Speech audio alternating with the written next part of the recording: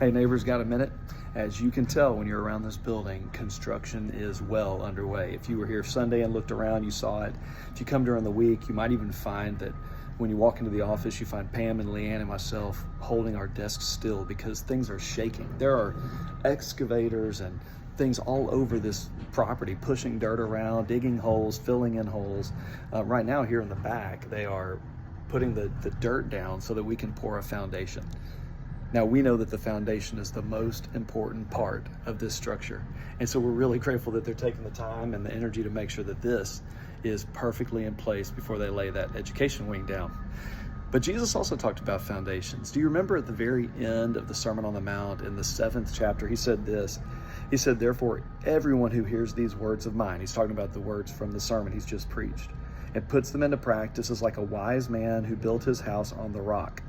The rain came down and the streams rose and the wind blew and beat against that house, yet it did not fall because it had its foundation on the rock." But then he goes on to talk about the house that wasn't on the rock. "But everyone who hears these words of mine does not put them into practice is like a foolish man who built his house on sand. The rain came down, the streams rose, and the winds blew and beat against the house, and it fell with a great crash."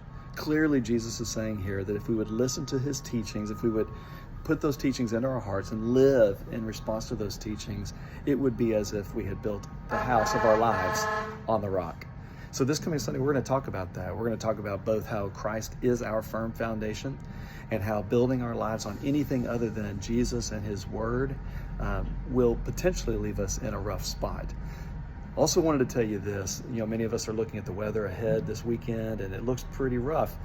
As of today, we are planning to meet for worship on Sunday morning. We don't think it's going to be so bad that we can't meet, but please stay tuned to the website. Be on the lookout for any updated information in case we do end up having to shut down for the weekend. We'll let you know if that's necessary in the future. Otherwise, y'all be safe out there, and we'll see you Sunday, 9 or 11. God bless you. Bye-bye.